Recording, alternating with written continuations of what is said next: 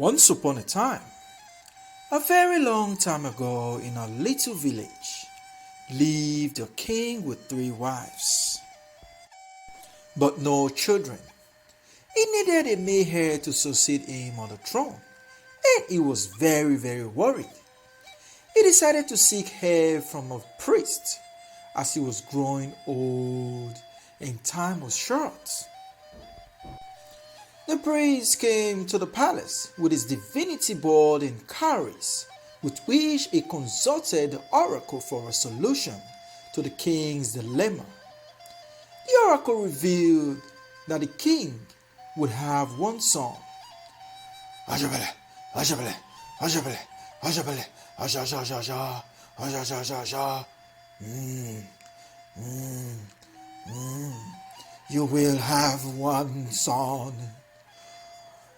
But I would not reveal the woman that will bear you the son. The oracle revealed that each would get pregnant after eating from a portion that he would prepare. I would prepare a soup for the queens to eat, and thereafter one will give you a son. So, as promised, the priest returned with a pot of stew to which he had mixed the portion for the 3 wives to share. Asha, asha, asha, as I said before, this is the pot of stew. You shall give this to the queens, and they shall eat from this portion, and they shall all get pregnant, and one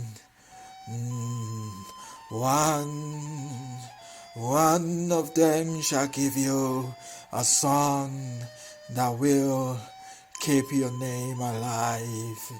Ajaja, ajaja, the gods have spoken. So he left the palace.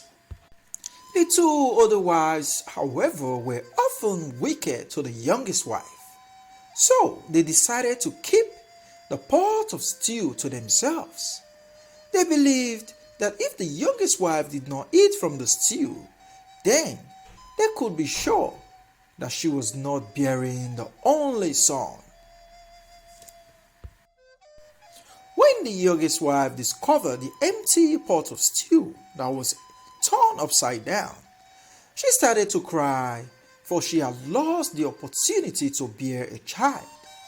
In desperation, she scraped the pot with her fingers, licking every bit of the leftover stew she could get. I have to take my own here. I just don't know why they don't like me. It's all finished. I have to take whatever that is left behind. Oh God, may our cause be faithful to me, she said. Not long after that, the 2 senior wives were sporting rounded bellies. And surprisingly, the 3rd wife too started to exhibit a little bulge. All 3 wives were pregnant. Time passed and the 2 senior wives delivered their babies. They both had daughters. They now started to pay attention to the 3rd wife, worried that she might have a son. Hey, we will not let it happen though. We cannot let this happen at all, they said. We will make sure we do something very fast. When she was ready to give birth to her baby, the 2 senior wives were in attendance to help with the delivery. As soon as she gave birth, the baby boy was immediately taken away and replaced by a stone.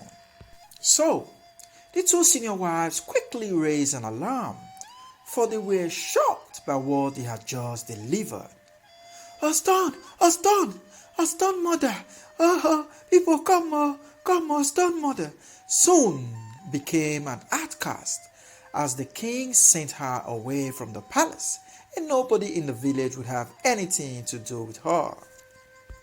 She cried and cried while she walked the lonely paths. It was a pain that she could not bear, but very, very sad indeed. She was asked to tie the stone on her back like a baby, and then she was banished.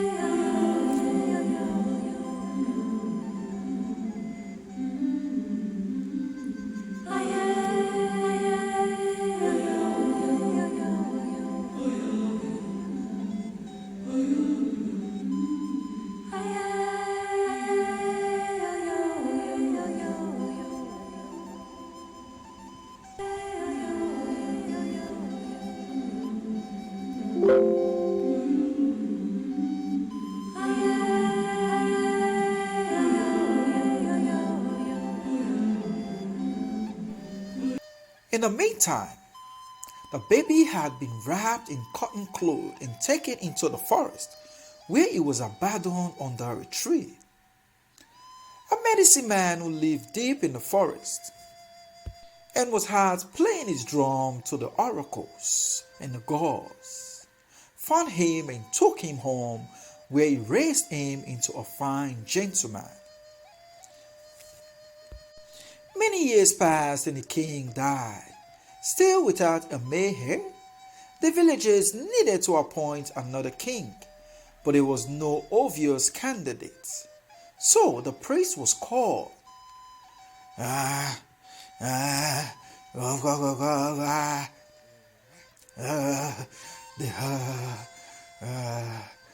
oracle revealed that their king lived deep in the forest. There is a king. There is a heir to the throne. You have to find him. He lived deep in the forest, in the home of a powerful medicine man. You have to go and get him. And he left. So a delegate was dispatched to go and fetch the would-be king. The would-be king's return to the village was welcomed by all, but his origin was a mystery to everybody. The oracle had said that the boy's mother resides in the village, but who could it be? Every woman in the village hoped that she was the mother, no matter how unlikely it seemed.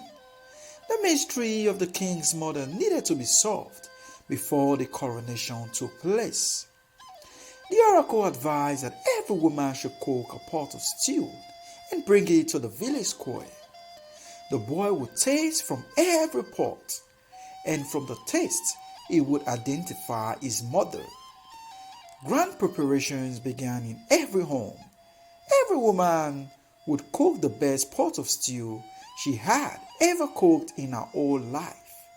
1,001 ingredients and all manners of spices went into every pot, except for one pot, the one belonging to the village outcasts.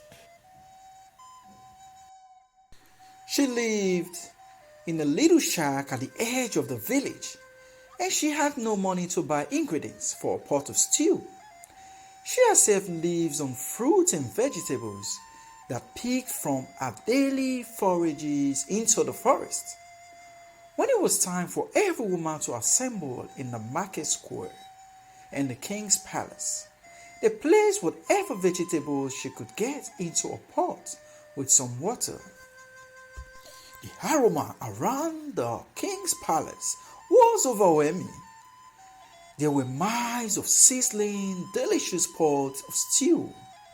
When the king-to-be arrived, everyone fell silent as he made his way from one pot to another, testing his way down the line. This went on for the whole day. Exhausted, he reached the last pot behind, which sat an unkempt woman with ragged clothing. He tasted the contents of her pot and burst into a song. He sang, in proclaiming that this was indeed his mother. Thus, the wicked deed of many years past was uncovered, and the two wicked wives were banished from the village.